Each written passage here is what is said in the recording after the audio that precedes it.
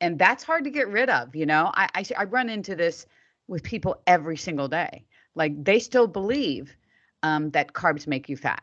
They still believe that fruit's bad. They still believe all these things. So I think that plays a huge role in people in my age bracket, without a doubt.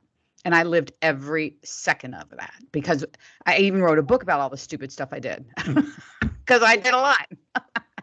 It's never too late. And that's the theme that I really want to get through this as well, because it's never too late to actually make that choice. I feel like it's the sunk cost effect. So I actually just clicked recording in the middle of Susan. So I'm talking to Susan Niebergall, and I'm going to blast all of her information down below. And also, for those of you in your 30s, in your 40s, especially if you're in your late 40s and 50s, I highly recommend you reading her book, It's Never Too Late, because it really never is. It never is. And something that Jordan Sayat, who they're pretty much like mum and son, but like pretty much, yeah, and business partners, but yeah, mom and son.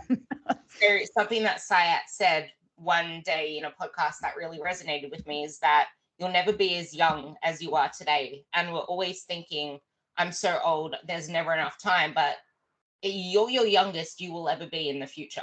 And you can never take action in the future or the past. You can only take action in the now.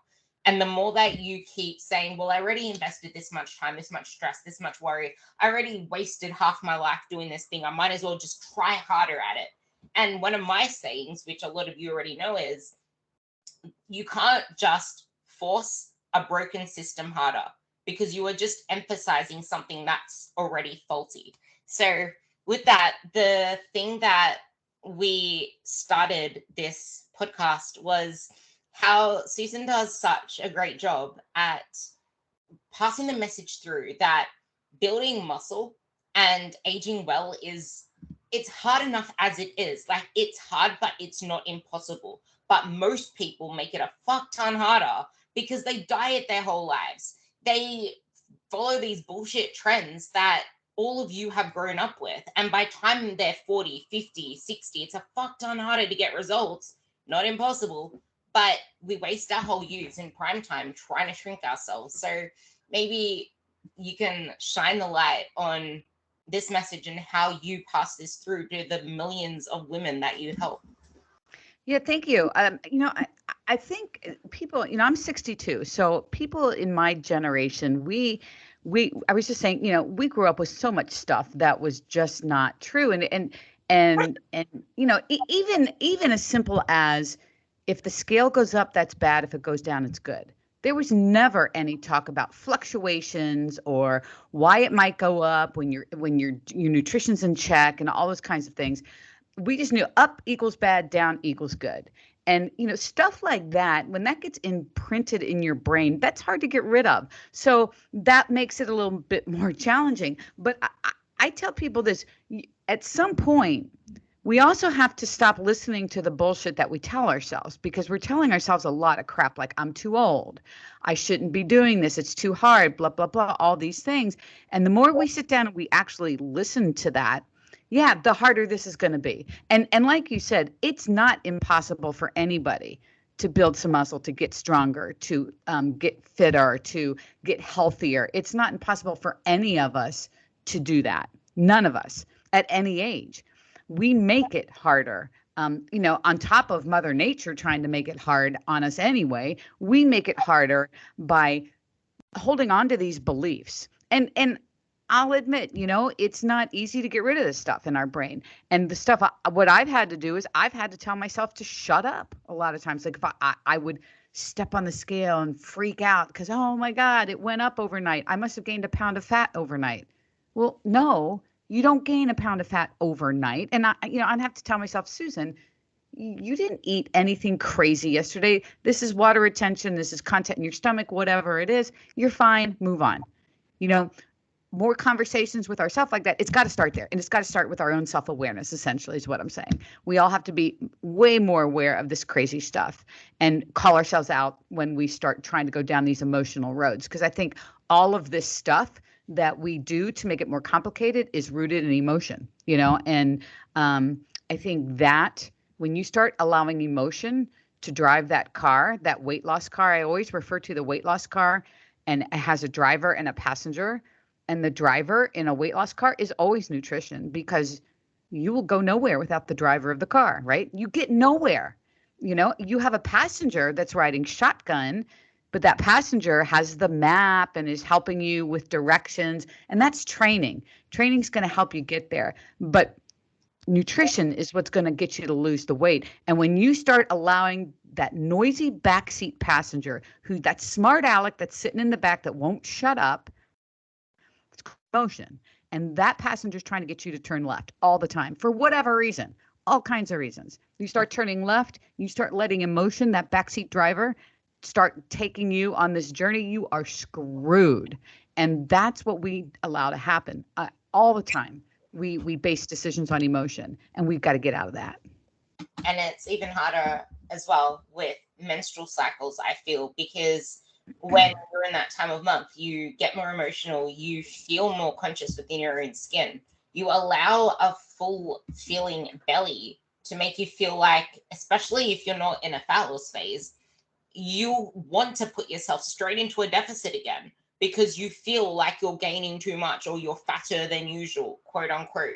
And in a fat loss phase, you step on a scale or you wake up one morning and you feel like you gained 10 pounds, 5 kilos, 2 kilos overnight.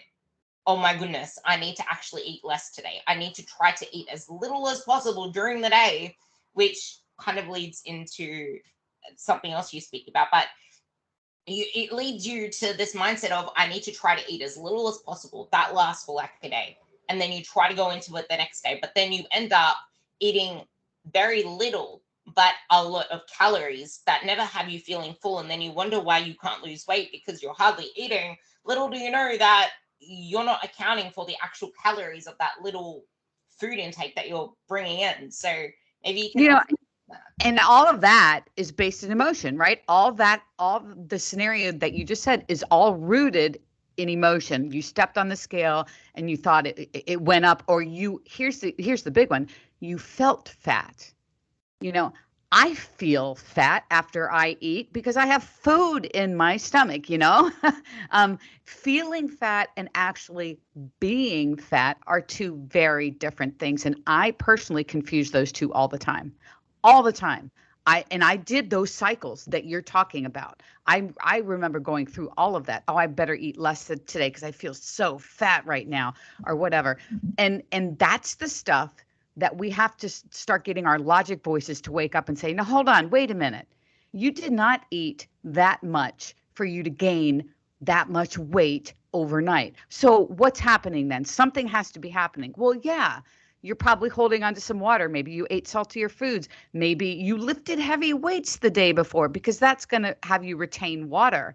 All those kinds of things. That makes the scale fluctuate all the time. And when we can wake up the logic voices, that takes emotion out of the equation, and we can start making better decisions, such as, no, I don't really need to cut back on anything. I just need to keep going with what I know I'm supposed to be doing.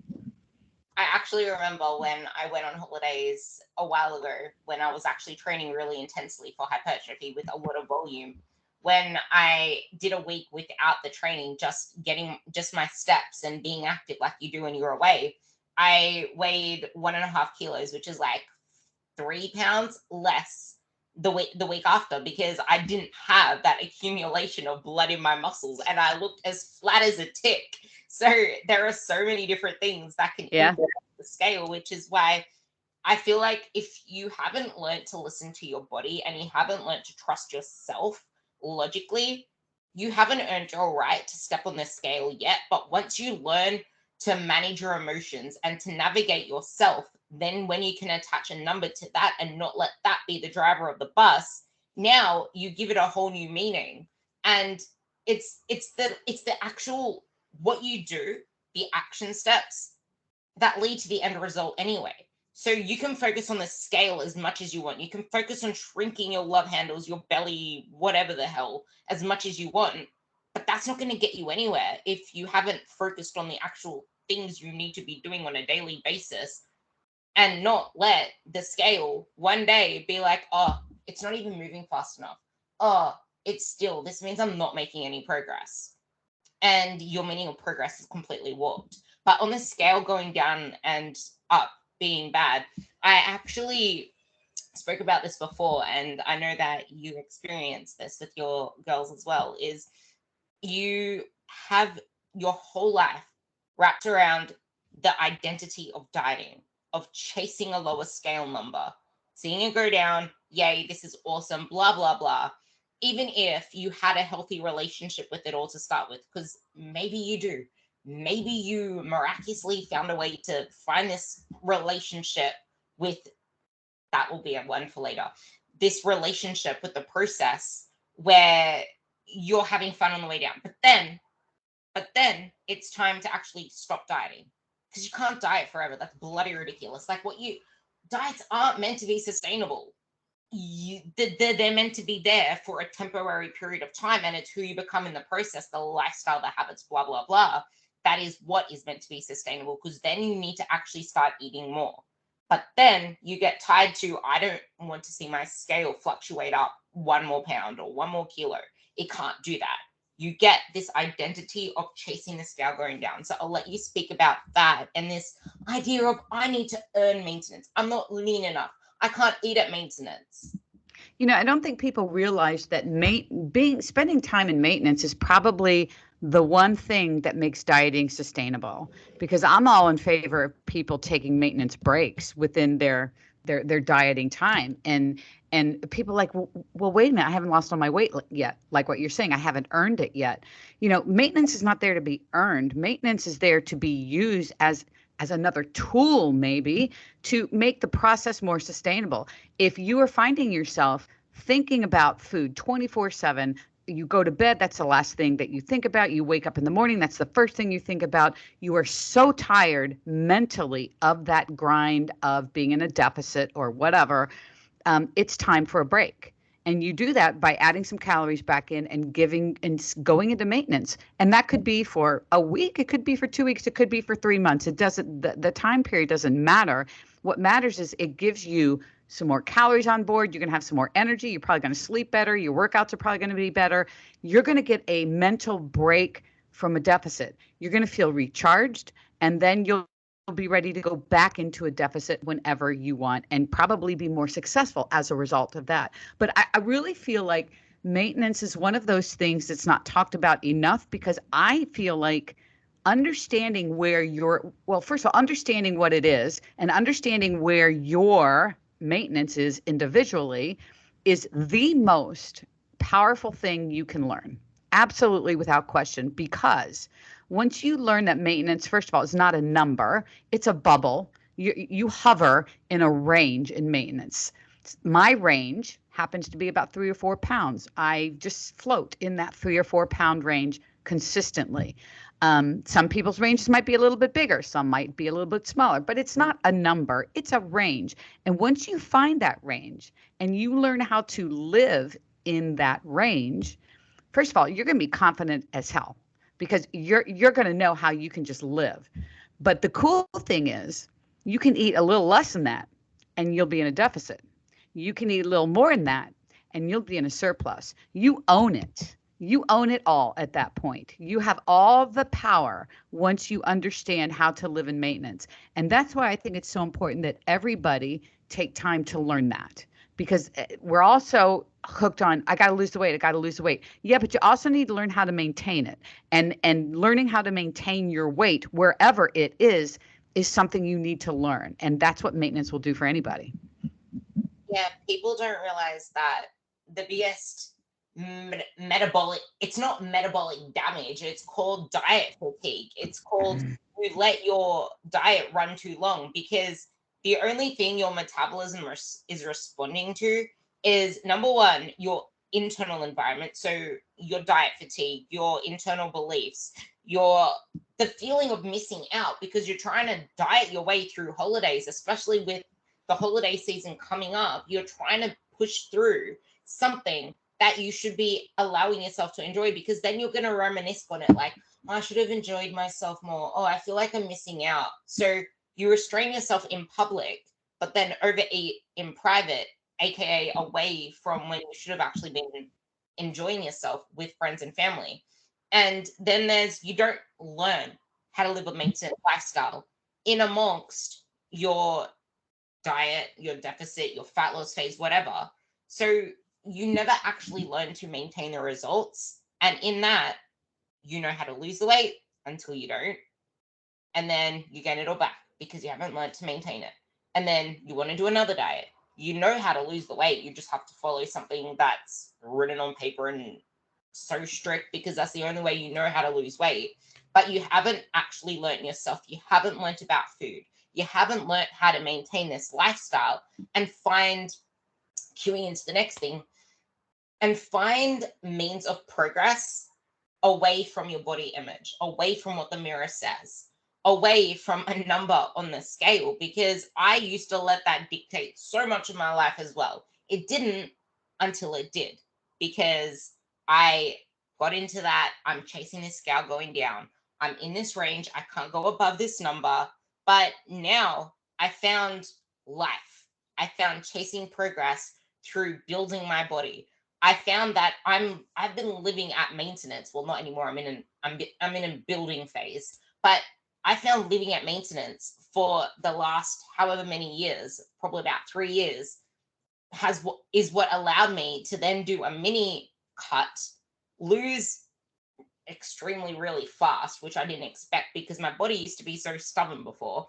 And I actually was always trying to like hoard all the diet foods and the sugar-free this and all the stuff because my mindset just wasn't ready for it. So now I find it that much easier to change my body, to manipulate it, to be able to chase strength. But I find joy in the process of becoming my best self. So maybe you can integrate that into how that factored in for you as well, because I know that that's something you found. 100%. I'll say this: when I stopped paying attention to timelines and how long things took and the scale, that's when I made the progress. And here's an interesting point. I post progress, like a before and after kind of picture, every so often here on Instagram. And people always ask me, what's the time difference in the pictures? And I said, I really don't know. I have no idea because I wasn't paying attention to that.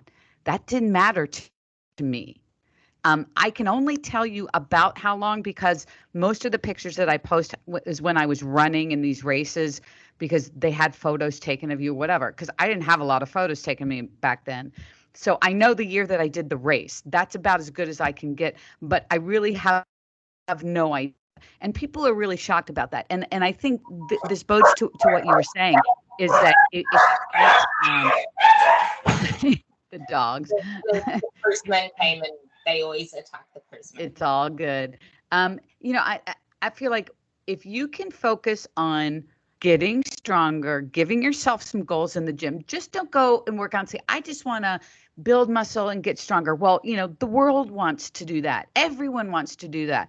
Why don't you get more specific and say, you know what? I'd love to get my first push-up. I'd like to get 10 push-ups. I would really like to be able to do a chin-up. That's what a lot of women talk to me about. They really want to do a chin-up. And I gave myself those goals. When I first started working with Jordan, we talked about the goals that I wanted to do, and a chin-up was number one. And I was so driven to get that done that everything else I didn't even focus on it. I was focused on eating well and getting in the gym, and I wanted to get that first chin up. And so all my programming was centered around that. I worked my butt off, and lo and behold, the weight started coming off. I started building muscle, and yeah, I got the chin up. And I feel like it's because I wasn't obsessing on, oh my God, the scale went up 2 pounds today, went down yesterday, all those things. We get so caught up in the minutia of the day to day that we can't even take a step back and look at a bigger picture. And I think if people could give themselves more purpose with their training, first of all, it's going to be a lot more fun. It's going to be a lot more focused. You're going to see results more from that kind of training rather than going to the gym and checking off a box saying I worked out today. you know, being organized to some degree with your training is certainly going to make the process more fun, give you something to work for. That being said, you know, as I said before, nutrition's going to drive your weight loss. So if you need to lose weight, nutrition's going to drive that. Your training is going to help accentuate that. But you have to be honest with yourself about nutrition, right? You can't not count half the stuff that you ate today and say, why am I not losing weight? You know, you have to hold yourself accountable, be honest. I've recently been on a real big honesty kick. And when I say be honest, I mean, be honest with yourself. Like when I was a school counselor, kids would come to me and we'd have to talk about their grades. This is an example. And they would say, I would say, why are you failing the class? And they go, I don't know. And I just look at them. Sometimes for effect, I would slam my pencil down and I'm like, yes, you do know. You know exactly why you failed the class. So why don't you tell me? And they tell me. They know exactly why. They didn't do their homework. They didn't study for the test, all those things. And it's kind of, we have to do that to ourselves with this whole weight loss and why we're not making progress, right? We know exactly why we're not making progress. So people that tell me they have no idea, no, there's always something that's not happening. And it could be, for some very few people, it could be medically related. And if it is, or you think it is, then go get checked out so you can either get it treated or rule it out. Either way, you're going to know and you're going to proceed accordingly. But for the vast majority of us, we know exactly why we weren't making progress. We know exactly. And it's now that we know that we need to take action steps to fix it. And it's really not hard to fix. It's just about finding something sustainable that you can be consistent with. And you don't have to change the world overnight. Pick one or two things, get really focused with those, add another thing you want to change and proceed that way. I mean, that's always a good way to do it. Scale it back to something manageable and then add something as you go. I mean, that's the educator in me coming out. But I feel like we need to be honest with ourselves first. That's what needs to happen with the nutrition side, and then really get focused in the gym. Give yourself some specific goals you want to hit with your training and put those two together. And I think you're going to see every bit of the results you want to see. Yeah, there was a post that, it'll be funny to listen to this because I know that so many of my followers listen, but there was a post I put up with all the steps that you need to take. Just put it up a couple of days ago, and it's everything that you preach as well. But she commented on it saying, I do all of these things and I put myself in a deficit of 1,500 calories, but I don't know what's wrong. I'm not seeing results. And because I always respond to people who message me, we've already had this conversation. It's the fact that she just increased her calories from the 1,300 she was on, but she was still having like moments of binging, emotional eating. And that is not what, like, yes, you can be doing all the things right. You can be ticking the boxes, doing everything that people say you should be doing to see said results. But when you say, yes, I'm doing all that, okay, cool, you're doing all that, but all the time or only on weekdays? Yeah. Or only when the sun's out? And as soon as the sun And what do your weekends look like? What do the weekends look like?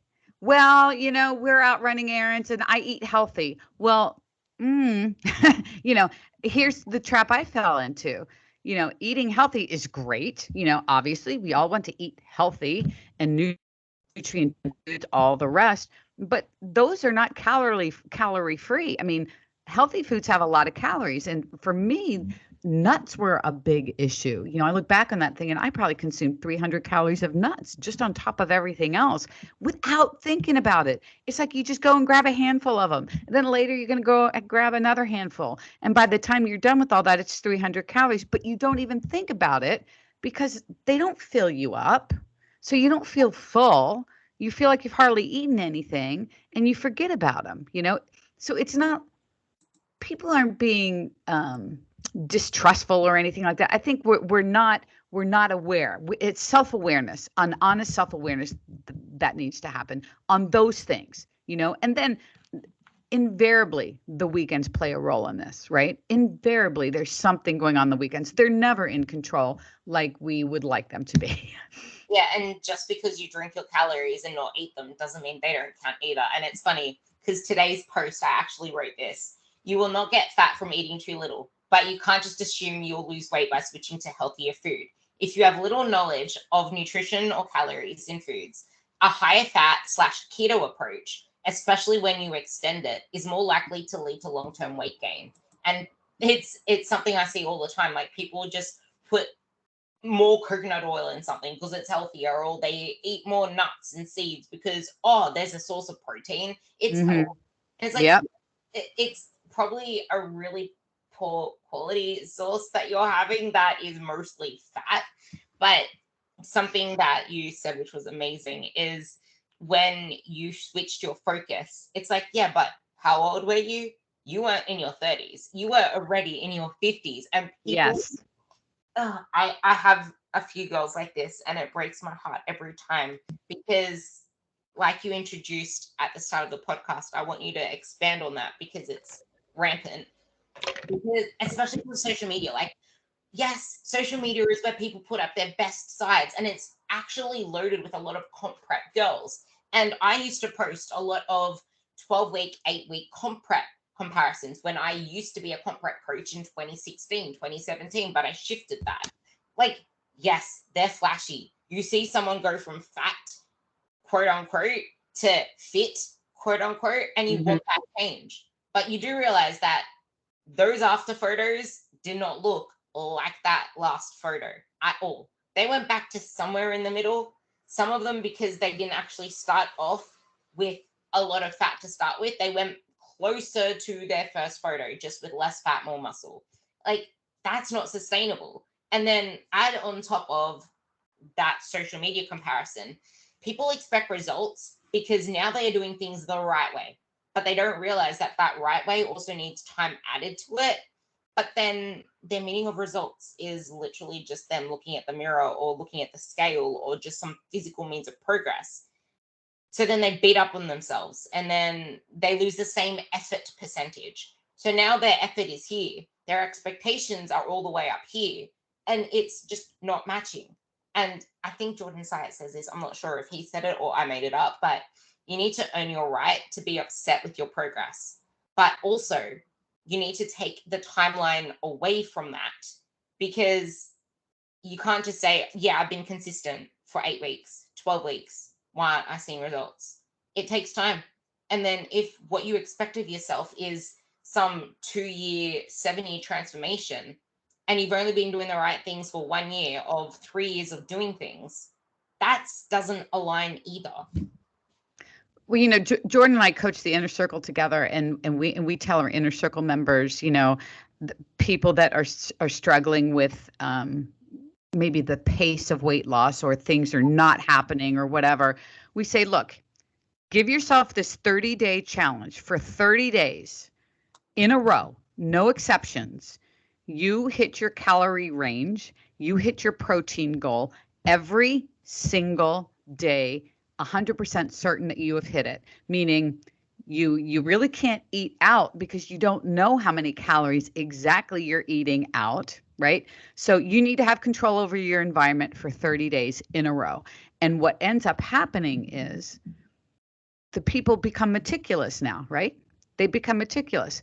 And of course, you can't sustain this. And that obviously is not the purpose of this. This is a short term, get focused kind of challenge for the purpose of finding where the loopholes are at, because they're there. Somewhere they're there, right?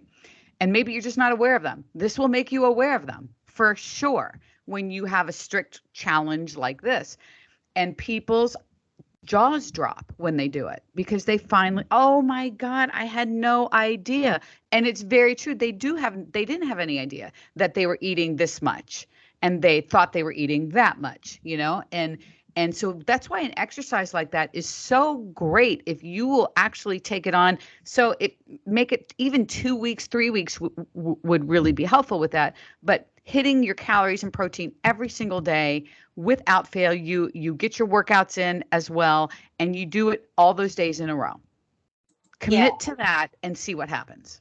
something you said there is, yeah, okay, but this isn't a sustainable way of doing things. And that's a really important note to take, because in the midst of trying to get this goal, we forget that we actually live lives. And if you don't, this is something that I'm not going to tear up over now, but I like teared up last time. I'm good.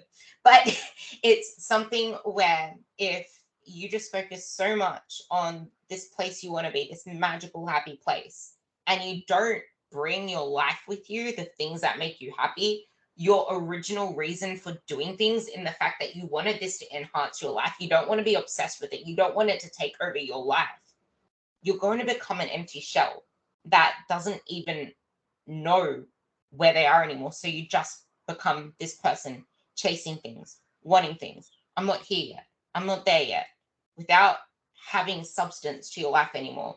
And I said this on Jordan Sykes' podcast. Please go listen to it. It's number 240. Go and listen. It is powerful.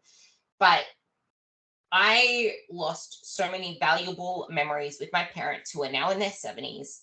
And it's that fragile time of life. And you don't care until you start to realize and then reflect on it and realize that you wasted your most precious moments with your family, with your kids, Yep. that you're never going to get back again. Yeah, I'll tell you, there, I don't have a lot of advantages being the age that I'm at. I mean, life experience, I think, is one of them. But I will say this: I have realized that my life continuum is much shorter than most people's. Yours, mine's much shorter than yours. Um, and so that brings a lot of perspective with it. I don't want to be that person years down the road where I regretted being so uptight about some things, or not letting things go, or not participating because I didn't want to eat the cupcake for my own birthday, for God's sakes, because I was afraid of what it was going to do to me. That's not who I want to be down the road, and that perspective is very powerful. I feel like I think it's harder for people younger because it's so hard to see that far down a road. It's so difficult. For me, it's easier because I'm closer to that point than so many people. But I encourage everyone to really look at that and think about that, because none of us want to be having regrets at the end of the line. Regretting not being able to enjoy family and friends, regretting being so fixated on that little square thing that we step on that reads a number of how much we weigh. There are so many things that we work ourselves up over, and we have to stop. Collective we all have to stop doing that, and really figure out what exactly it is that I want to do. I want to find something that I enjoy. I want to be healthier. I want to be able to enjoy things with my family and friends, and do that. There's so many ways to do that. So many people out there that can help you do that. And I feel like when we, and I always say we, but everybody, all of us, I keep saying that. Because I used to be this person. So I feel like I'm one of everyone. I used to do this all the time. I would get so hung up over the scale, get so hung up on, oh man, this pair of jeans is feeling a little tight on me. I better eat less, things like that.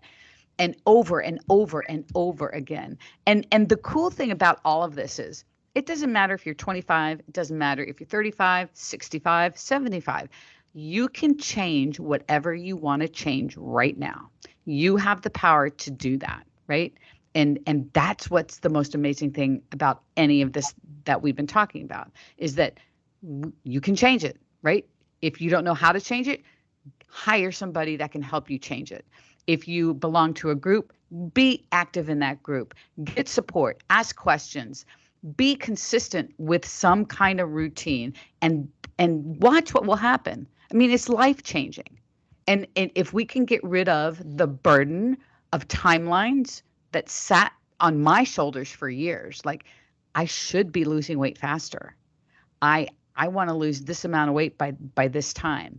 And then if I'm not on track for that, you know what I'm going to do? I'm going to start doing crazy shit.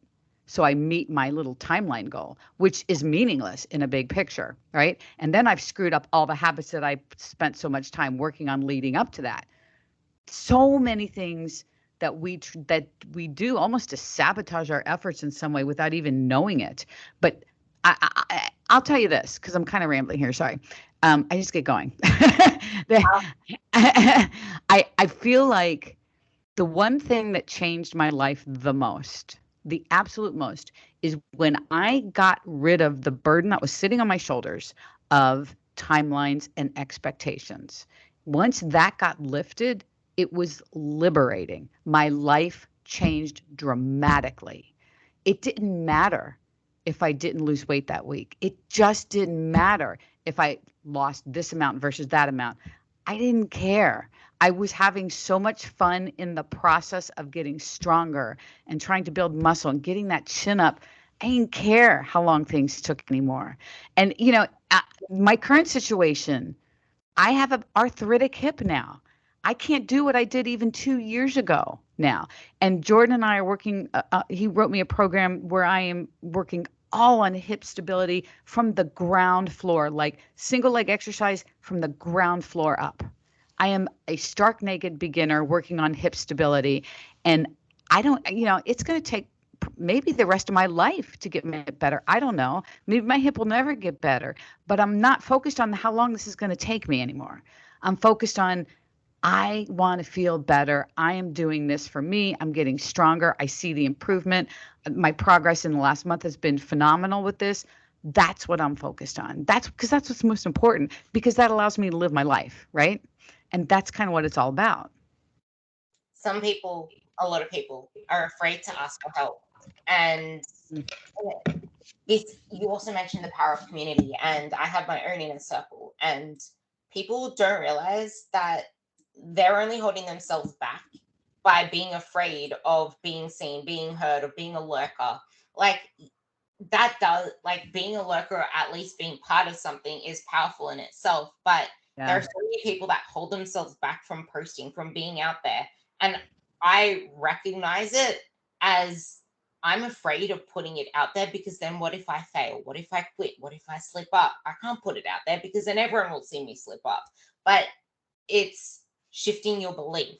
But then something else you said with the timeline thing as well is if you think that you just stop doing this once you get to this happy place, which never really comes because it's almost like you're running to a horizon. You're always going to be like wanting to become better once you take the right. Mm-hmm.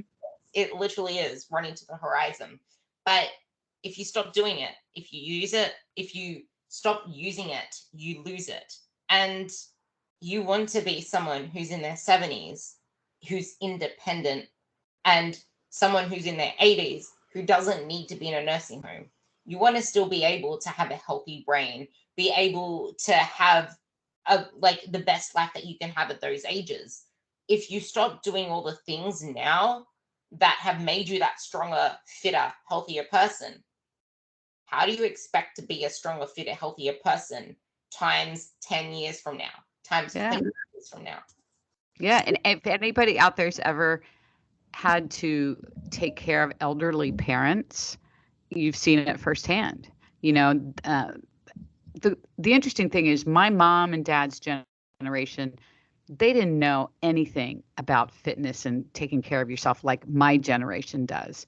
And your generation knows far more than my generation did at your age. I mean, each generation is just armed with better info now, which is so great to see.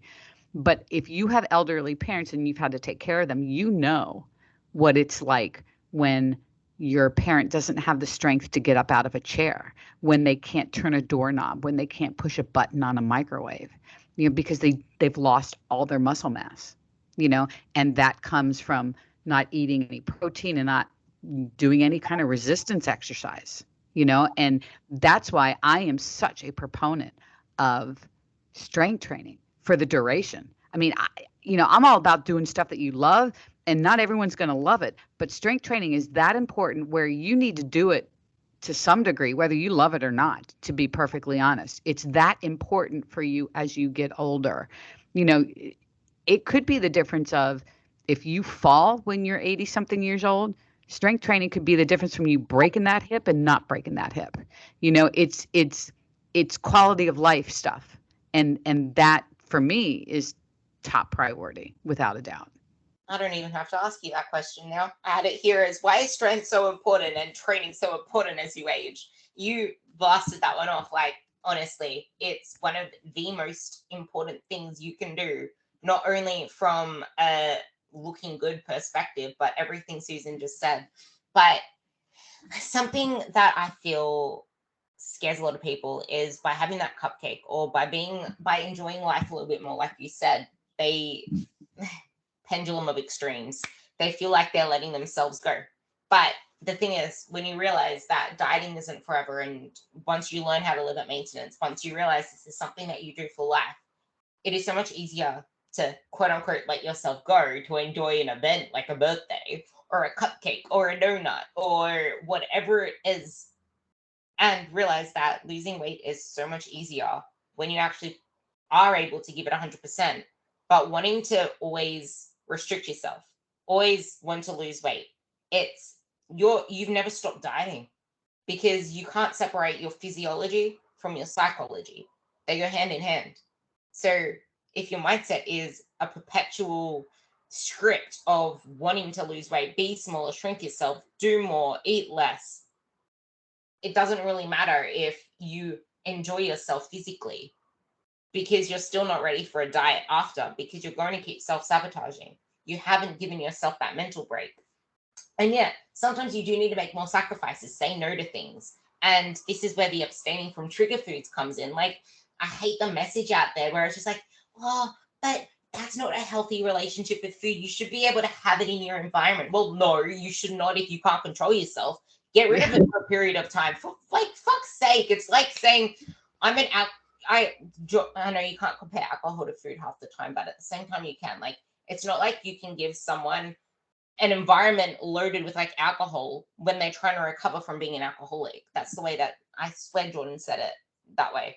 But that's something you need to realize. A lot of the messaging out there is from people that took dieting too far, that now they've fallen into, I'm getting Jordan back on to talk about this, but now they've fallen onto the other extreme of healthy at every size, of intuitive eating, which is taken too far to the other extreme, which now I have 3 girls that have come to me from being healthy at every size because they've been so restricted before. They just wanted to flop it. And now they're so much more like dissatisfied and even more unhappier with their body because of what they did on the other extreme. So it's just ruining everything in like misconstrued interpretation of things. So I'll let you talk about that before I go into the next part of my question. Yeah, I mean, I think the health at every size movement has definitely taken things so far over to one side. And again, it's people are just overcomplicating everything. Look, it is about moderation. It is about enjoying your life. But if you want to lose weight, yeah, you are going to have to do some sacrifice. There has to be some sacrifice. That doesn't mean overly restricting calories, not allowing yourself to have these things, blah, blah, blah, blah. It doesn't mean any of that, surviving on 800 calories a day or whatever. No, it doesn't have to be that. But you can't sit there and say, I want to go out 5 days a week. I want to go out for dinner 5 times a week and have drinks with my friends every Friday night and not worry about the weekends and no, you're going to have to get a hold of some of that, if you want to reach a goal. And I feel like it's just those two extremes. There's all of this stuff in the middle, which is where really everything lies. You find a nice moderate deficit for you, a healthy moderate deficit, plenty of protein. That's got to be a priority, especially as you get older. You need to strength train 2 to 4 times a week. That's got to be a priority as you get older. You need to move every single day, whether that's walking, whether that's riding a bike, whether it's on the elliptical. It doesn't matter what it is, but you should move your body just because you're going to feel better. Your heart's going to love you more, and it's going to be a healthier thing for you. And that's it. And be consistent with that. It is that simple, but we complicate it. It's not easy. That's a different discussion, but it is that simple. And I think we need to get back to that part. And if you can't be consistent at higher calories, if you can't build momentum at higher calories, how can you be consistent at lower ones? I posted that the other day. It makes 0 sense, right? It makes 0 sense, but people do it all the time. It's like, you think lowering your calories is going to make you more consistent? No, it's going to do just the opposite. it's funny how our brain works that way when we're so desperate for change. But But yeah, yeah. something you said there that I picked up on is the 2 to 4 strength days a week. And this leads into, I guess, also bringing in the fear of feeling full, but then there's the fear of rest days, of doing Mm. less. And you don't realize, because you didn't realize, you were in denial about it. And you used to say, I love the gym. It's why I go every Mm. day. It's why I do this. And it's something that I also see with a lot of people that smash themselves with CrossFit as a means of, I'm burning a lot of calories, I'm feeling sore, I'm feeling fatigued. But you don't realize until you actually realize what mindset you have, because now you're on the other side. So take that away. Yeah, no, I was that girl that would work out 6, 7 days a week, sometimes 2 a days. Because wow, if one workout's good, 2 must be great. And it wasn't cardio strength. They were 2 strength workouts a day. And it wasn't like I'll do one workout and I'll divide it into 2 parts. No, it was 2 workouts a day. It was absolutely ridiculous. And I worked my ass off. I was injured a lot through that time. I was frustrated. I was tired. I didn't sleep well. And the irony here is I was making no progress whatsoever, none, until I started working with Jordan and he cut my workout days down to 4. And I looked at him, I said, "You got to be crazy. What do I do on the other days?" He goes, "Rest. You don't do anything." I'm like, "What? What?" And so I whined and moaned and complained. And he finally said, "Okay, okay, okay. You can, on your rest day, you can go get on the bike and don't let your heart rate get over like 110 or something really low." And I'm like, "Oh, okay, okay." So I went to the gym on a rest day, got on the bike, started pedaling. I'm like, "Wait a minute. I can't get above this." Oh my God. I mean, it was so awful. I was so bored. I mean, it was just like, so I wrote it was a great lesson to learn, right? I sent him a note and I said, "I will never do that again. Don't worry. I am done with that." And so what ended up happening, I cut my strength workouts down to 4 days, and lo and behold, my workouts got better because my muscles had a chance to recover. My sleep improved. Lo and behold, that made my next workout more effective. And the best part of all is my relationship with working out improved. I thought I had a great relationship with working out before that. I had a very dysfunctional relationship with working out before that, but I thought I had a great one because I loved it. And I did. But I said that I said I loved working out so much because I was afraid. I mean, I was afraid that if I didn't work out that much, I would lose progress. I would not gain any progress, and I would get fat. So my love for working out was based solely on fear. That's not a healthy relationship with working out. But as soon as I went down to 4 days, I allowed my body to recover. My workouts went through the roof, got that chin up pretty quickly, actually. Slept, felt great, everything. I mean, my lifts just skyrocketed at that point. And it was so great to see because it started making sense. I started drinking that Kool-Aid at that point. I see it. I mean, it works. And I know for the over exerciser, it's hard. And that's because it is driven by fear. And one thing that Jordan and I both always say is if cutting back on your workouts or doing whatever, but for this example, if cutting back on your workouts makes you anxious or it makes you afraid, it's something you need to do. It's definitely something you need to do, and you know it deep down inside, right? That was me. And I was uncomfortable when I was doing it for that first couple weeks. Rest days were just god awful.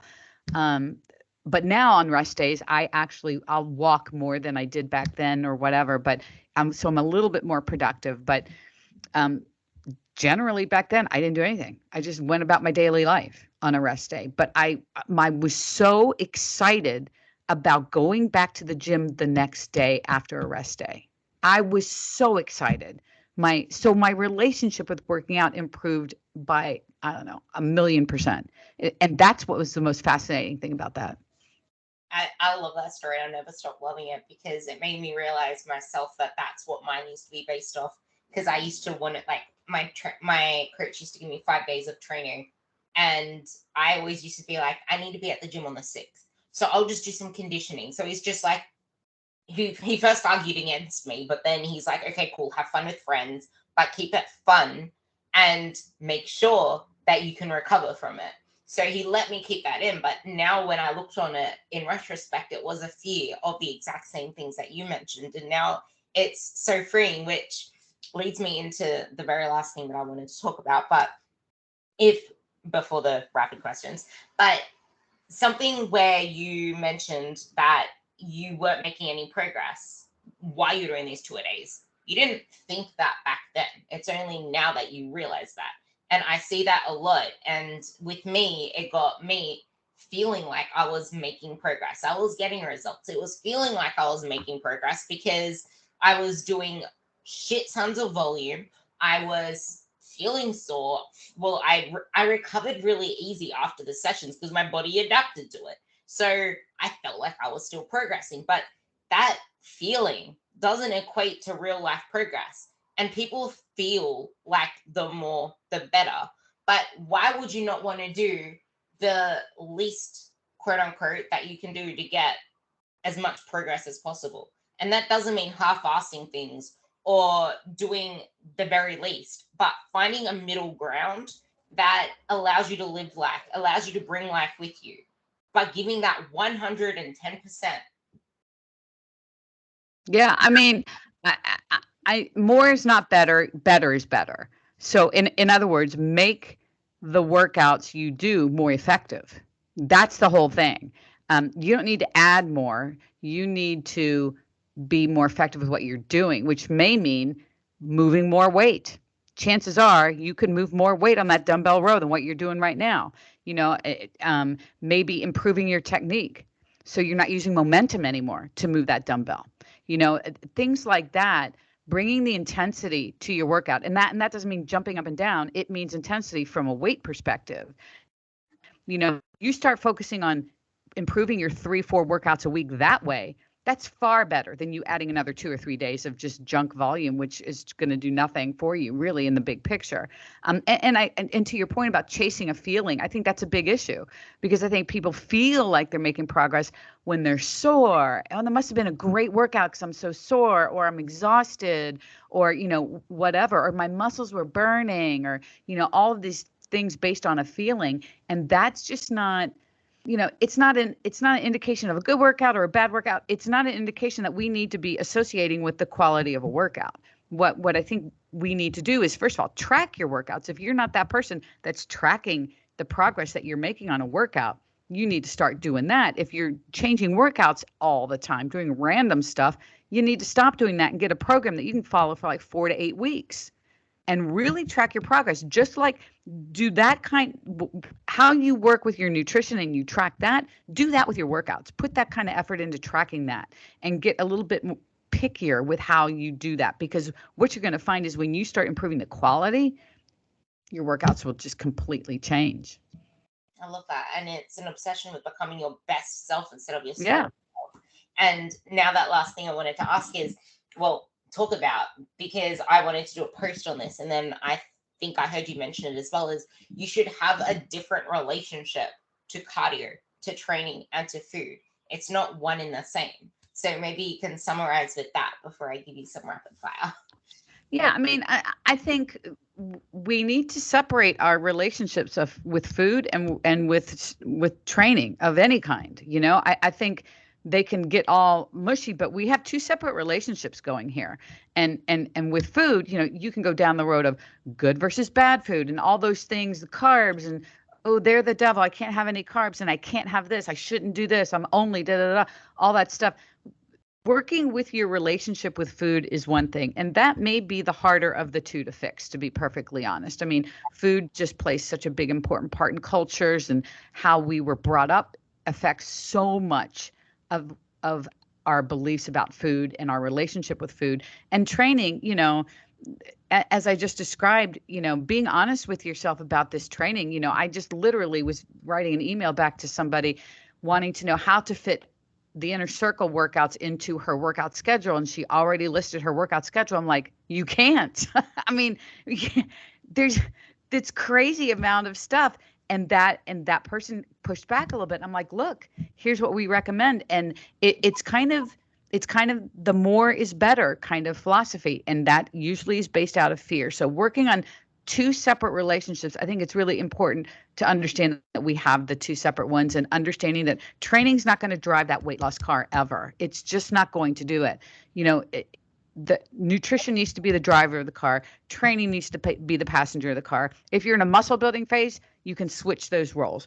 Training's got to drive that car in a muscle building phase, and nutrition's going to be is going to be a little bit more of an active co-pilot than training was, perhaps. But training, without proper training, you're not going to build much of anything. And that's kind of where your mind needs to be on who's driving the car for this. And then we got to get emotion, lock them in the trunk, because once we start letting emotion play a role with either relationship, we're screwed, I think.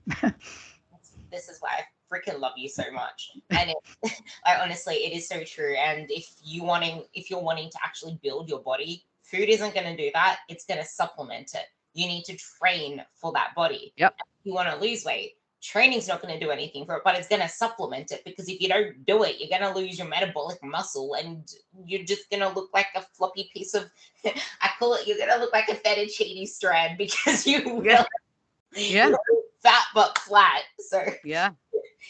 And something you said, and I'm on your page now because it's sparking my rapid fire, but if you are tired of starting over and saying nothing works for me, then stop giving up when the going gets tough. Give a little sentence on that. Yeah, I think people are very, very, very quick to quit. They give something a week and they say, yeah, it's not working for me. Well, how many days out of this week have you actually hit your goals?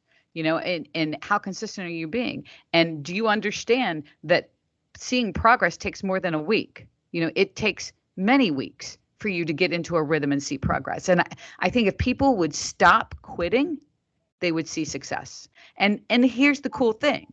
You will succeed. I mean, guaranteed you will succeed if you don't quit. That's just it. And that's probably the best news of all, isn't it? If you think about it. That is the one thing that we all can guarantee. If you don't quit, you're going to find your success. So take that, and run with it, people, because there it is. Yeah. And something I have to say with that is just not quitting isn't enough, though. You need to also build self-awareness with that, because just trying harder and harder, or just yakking out whatever looks shiny in the air, won't have you feel good in your skin if you're still chasing the same external shell. So, of course. I mean, of course. Obviously, things would need to change if you're just going around in circles. But I guess the bigger point is, if you quit, you're not going to get anywhere. You won't get anywhere, and you're going to be frustrated. You're going to be in the same spot you were, and it's just going to go on and on and on and on and on. So I don't know where the quitting mentality came from. I don't know. Actually, I think maybe in society now, everything is so quick, right? Everything is quick. We have everything at our fingertips. Answers to anything in a matter of seconds. Patience is thin. People don't have patience anymore. They don't want to write it out. I think because we get things so quickly given to us now, that when you have to put in some hard work over time, that's a little bit harder. I feel like it also comes from, one, life is too busy. That, like what you said, life is too busy. And then there's the idea that it should happen within 12 weeks because someone on Instagram said so. But for me, I was a quitter only because something that was said to me a lot in my childhood, probably it was part of the ADHD, but because I could never stick to something. So I always got it rubbed into me. What's the whole point of putting you in this? You're not going to stick to it anyway. You always quit anyway. That's going to be a waste of money. That's going to be a waste of time. So that was the mentality that I had to then be able to develop some consistency. And the thing that stuck with me was prove yourself wrong. And that's why I loved your post on the self-audit, because when you self-audit meticulously, I should say ruthlessly, when you ruthlessly self-audit, never quitting is your gold medal. And not gold medal, it's your pathway to succeeding. And now on the next post that I loved is, what do you have to say about being perfect and planning? I think the one thing that so many people don't do that should do and would probably make them successful is planning. I feel like that is the fat loss hack that people don't do.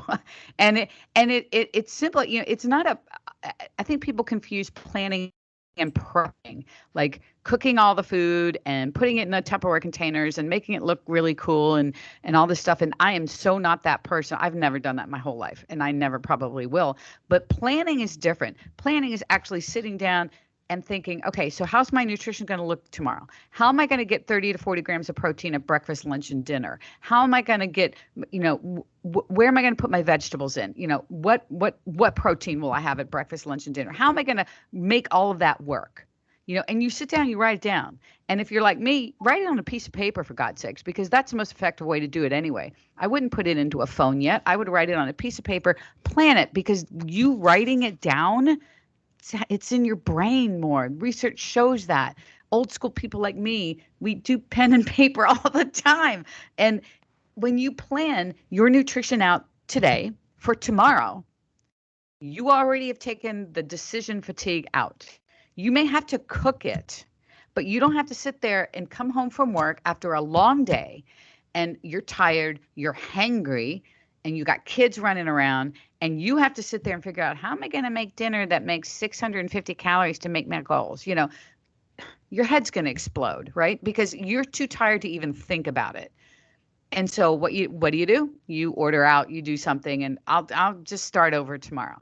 That pattern happens all the time. But if you were to take 10 minutes to sit down and put it on a piece of paper, then you come home, you know what you're going to have for dinner. You may, again, still have to cook it, but you don't have to decide when you're tired and hungry. You already have done that part of the work, And I think when people get into a rhythm with that, they start creating their little go-to meals, their little list. This is my go-to breakfasts. I love these are my lunches that I really like. These are my dinners that are really good and easy to make. You kind of start getting a vocabulary of these, and then you can just circulate them. And it becomes so much easier when you do that. But it all starts with planning, and it's not a big deal. But so many people just wing it from one meal to the next. And by the time dinner comes around, they're short on protein. They don't have many calories left because they screwed up in the earlier part of the day. But if you had it planned out, you have your little template to go with, and then you can put it in your app or whatever you're doing to track, and boom, you are all set. I think that is a skill, but I think it's a skill that's easily learned, but it does take some time and effort at the beginning, just like anything else. I love that. And to summarize the podcast, what do you have to say about the perfectionist mentality? Yeah, that is the surefire way to kill any progress you've ever had. I mean, it is, because here's the thing. Life's not perfect, right? Life is not going to be perfect. People use the I'm a perfectionist as a justification to continue the behavior that's been happening. I see this all the time, and I know people don't like to hear that necessarily, but there's a lot of truth in that. We need to stop being perfect. And as a matter of fact, I would encourage you to purposefully not be perfect, because when we can learn to deal with curveballs that get thrown at us, when we learn to adapt, when we can just change as life changes, that's when we will succeed, right? But life's not going to be perfect. We're trying to be perfect. We're using that as an excuse to just keep doing these behaviors. And it's just this vicious cycle that we need to get out of. And a lot of times I would have some of my clients who were falling say, look, this week, I need you to eat 2 donuts. Where are you going to eat them? Tell me what days you want to have a donut. And they would, donut? What? No, you're going to have a donut. It might take me over my calories. That's okay. I want you to have a donut. And get them to little by little understand that, yes, we can work these things in and still work towards our goals all at the same time. And we don't have to be perfect. It's all about the progress we make, not being perfect. Yeah. And when you learn to find progress in the areas you never saw it before, you'll always feel that little bit more satisfied. And with that, 100%. thank you so much for coming on to this podcast. It was actually a blast of a chat. Turned out even more jam-packed than I expected it to be. You're just a wealth of experience, of knowledge, of actually doing the shit yourself and showing people Yeah. how it can be done. Like, honestly. With Well, that, thank you. I'm gonna put your Instagram link below, and I'm also, is the link in your bio linking to your book? No, it's not. I'm gonna put the link to your website in here as well, so they can find your Fit at Any Age. At It's a any age. book. Thank you. I highly recommend, honestly, if you're 30, if you're 50, if you're 60, whatever, I highly recommend this book for you guys, because Susan has been someone who's been injured, who's had to learn to work around injuries, who's been through the toxic shit that TV, that magazines have fed us, like every single one of you listening to this podcast have, because that was the era before social media. And now it's just in your fingertips and not something at the store. But highly recommend that book. Highly recommend checking out her Instagram as well. Is there anything else you want me to put down below? No, that's perfect. I appreciate that. People, I guess people could head over to my YouTube because I have a lot of resources over there, especially for people middle age, and a lot of good stuff over there. So head over there as well. But I thank you so much. This has been a great chat. Thank you so much for coming on.